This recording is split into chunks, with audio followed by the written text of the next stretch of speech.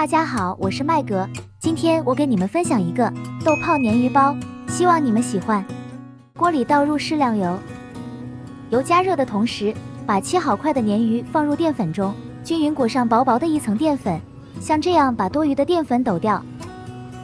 油热后，均匀放入裹好淀粉的鱼块，中小火把鱼身一面炸至微微变黄，同样翻面也炸一下。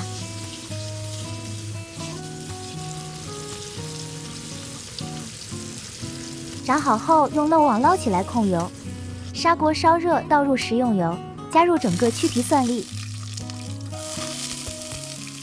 开小火慢慢炒至金黄，接着加入姜片，改中火炒出香味，加入干葱头，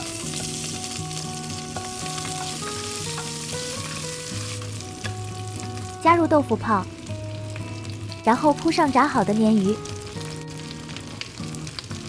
浇入白酒，1茶匙糖，3汤匙蒸鱼酱油，1茶匙老抽，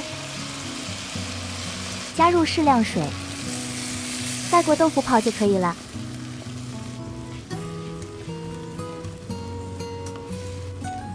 撒上1小撮盐，均匀铺上葱段，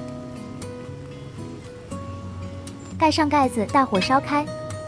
然后转小火煮10分钟，直至豆泡变软。杨米吗？给啊！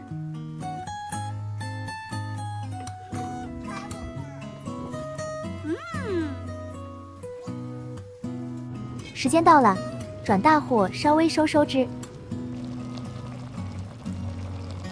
翻拌一下，防止粘锅。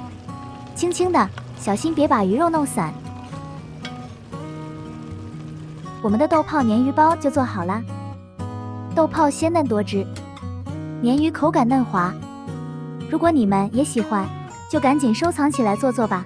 感谢大家收看，我们下期再见。